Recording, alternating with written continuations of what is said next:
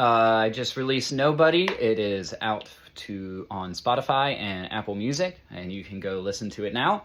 I hope you will.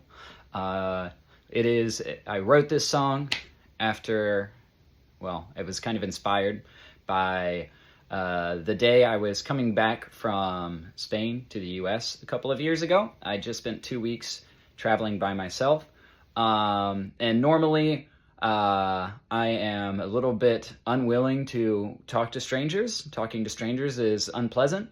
But in Spain, I felt like I had an excuse to walk up to somebody and say, "Oh, I'm traveling alone. What are you doing? What is there to do around the city? Blah, blah, blah, blah, blah. Do you know the places to go?" And sometimes they would be really friendly and they'd invite you to dinner.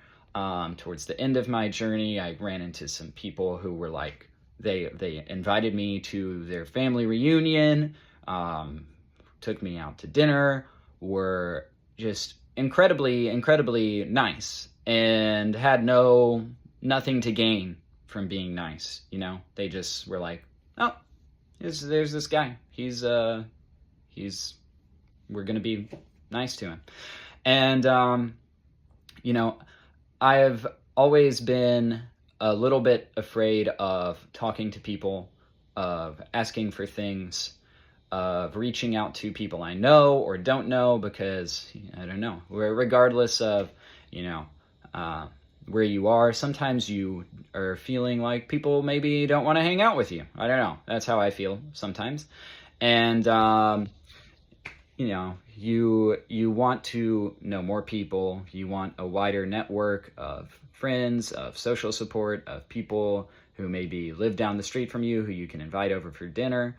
But you want to do them, but not to do them, but you never have the courage to go and talk to, strangers. So on the plane back, I was to introduce yourself to people. I was on the plane back and I thought I had such a great time in Spain because I was not afraid to talk to people I don't know. Like when I walk around in my daily life, I feel like there's a wall around anyone who I haven't seen before. So if I'm in a situation like a lot of us are in, where we can count the number of people who we really get along with, or, can count on to, watch your dog or whatever on 2 hands, maybe 1 hand. And you're thinking, I would like to expand that circle. You never do it because there's like an invisible wall that just stops you from introducing yourself to people you don't know. And on the way back, I was like, okay, I am going to bring the version of myself that is comfortable introducing myself to strangers, being socially outgoing, that's just not afraid of being rejected, because what's the worst that can happen? I thought, I want to bring this version of myself back to the States. And so when I got on the plane, I looked to my right and my left, and there were people who were sitting there, and I was like, maybe I should start a conversation with them. And I felt that little bubble of courage that you feel up inside yourself, where your heart is beating a little bit faster, and maybe your chest is kind of like feeling hot, and you're like, okay, I'm gonna do it. Maybe my voice is gonna get shaky, but I'm gonna try and, I don't know, start a conversation with these people sitting next to me, like, and then they put their headphones in. And, it's kind of like when you're in an elevator and somebody walks into the elevator and you're like, well, should we acknowledge one another's existence? That would be awkward.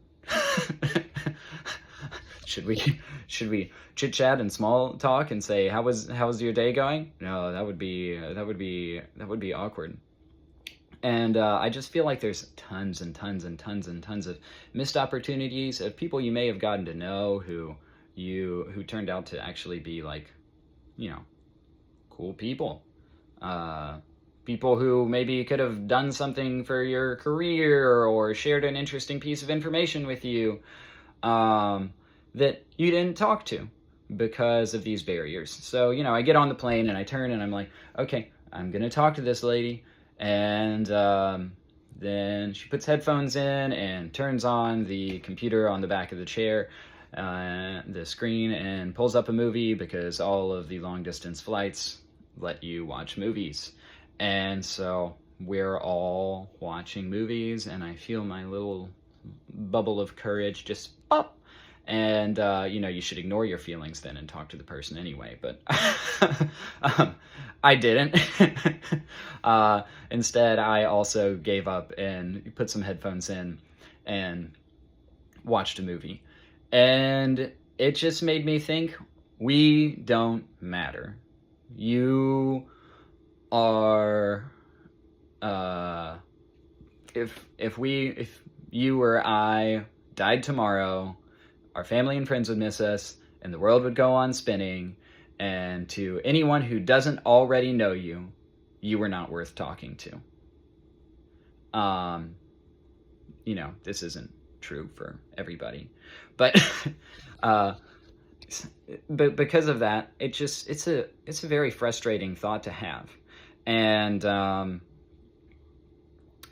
so the song is kind of inspired by the idea that there are a small number of people who are considered relevant, who are considered necessary, whose ideas are considered worth consuming. And it's like, we're not in that number, and that's frustrating. And you don't really matter to the most of the world. You could die tomorrow and they'd be like, okay, and have no clue. You are neither an annoyance nor an asset nor anything to them. So the comforting thought is that even though that is the case, you can matter to the people around you. You can treat the people around you like they matter. The other nobodies, the other irrelevant people, the other people who nobody knows about, who are just not doing grandiose things with their lives. And that's very important to do.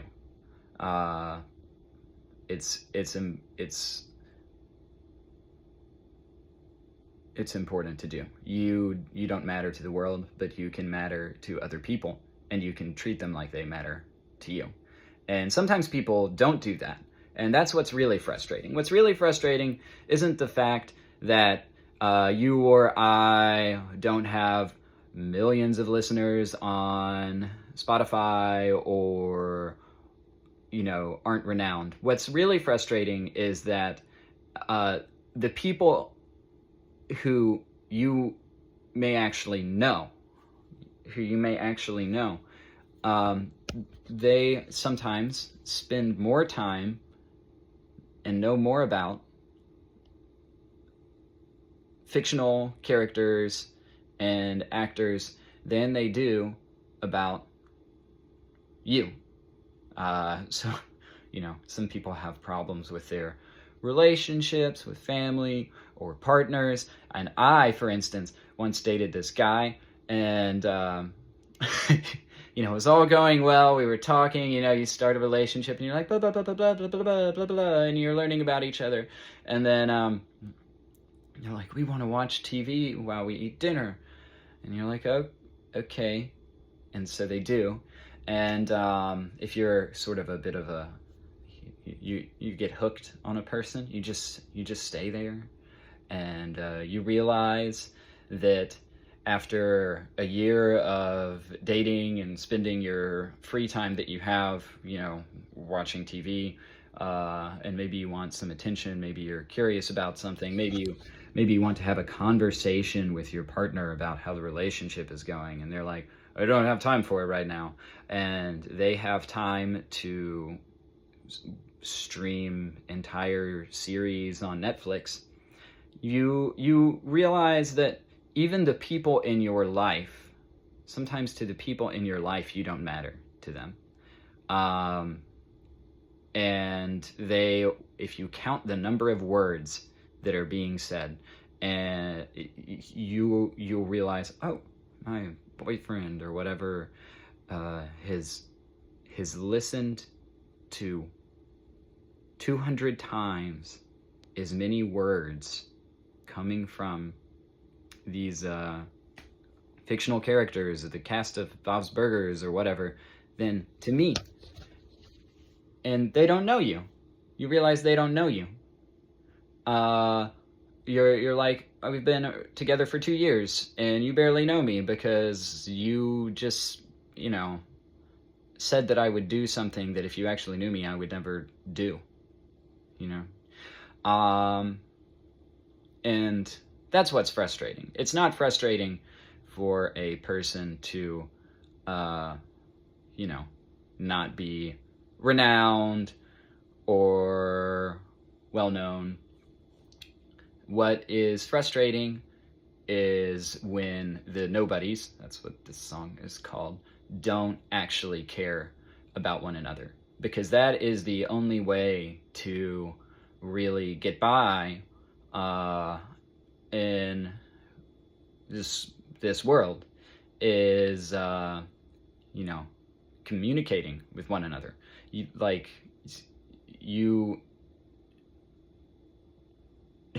you want things to go well, you really need to actually know the people around you and not treat them like they are less important, like their ideas are less worth hearing than people who you do not ever interact with, people on a screen whose hands you will never shake, who you will never hug, who you will never cook dinner with, who you will never do anything with. And I don't know, it just comes down to the question of on the plane, if you're on the plane and there are these people who are sitting next to you, who's in the plane is crashing, who's going to put on an oxygen mask for you? Is it Leslie Knope or Michael Scott or whoever is the actor on the screen you're watching? Are they going to physically crawl out of the screen and give you an oxygen mask? No, they're not. And wouldn't it be better to at least have some sort of, initial social interaction with the person next to you who is going to do that? I think so, probably, because that's the one that matters in that situation. Is the actor going to come out of the screen and cook you dinner? Are they going to jump your car? Are they going to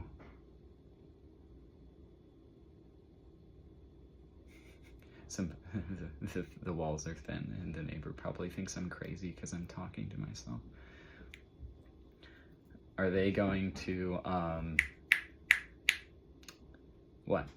Are they going to give you money at a gas station when they realize that you're broke and in debt, and that just this day, because you're having a really bad day or a really bad month or a really bad year, you're broke at the gas station and you're paying for gas and change, and they pay for $20 extra gas on your pump?